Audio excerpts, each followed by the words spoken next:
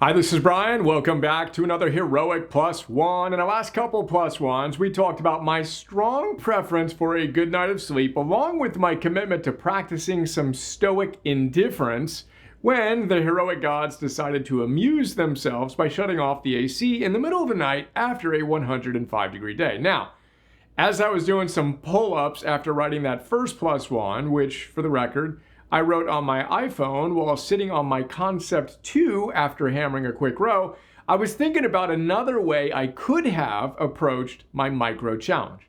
I could have radically accepted it.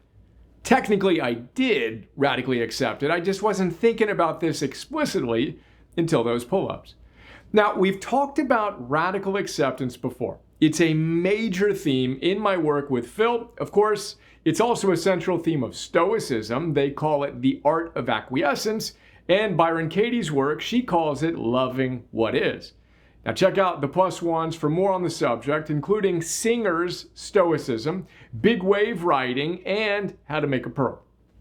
But I can't recall ever hearing anyone else use the phrase radical acceptance as a central part of their work until I read Marsha Linehan's great book, Building a Life Worth Living. Now, Marsha's story is mind-bogglingly heroic. Get this.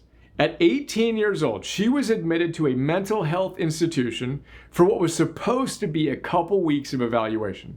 Now, 2 years later, she got out and made a vow to God that if she was able to escape her personal hell, she would do everything in her power to help others escape their hells. In her memoir, she tells the story of how she created a life of deep meaning and purpose, and how she created something called dialectical behavior therapy, or DBT, that has helped countless people suffering with suicidal ideation build, as per the title of her book, A Life Worth Living. It's one of the most powerful books I've ever read. Now, here's the point of today's plus one.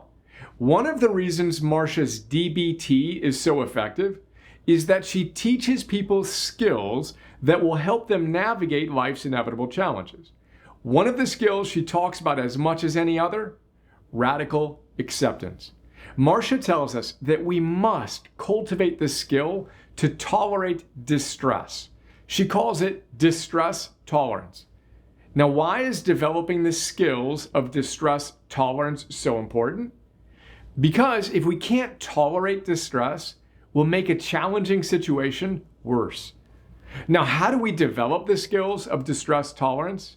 We start by radically accepting your current reality.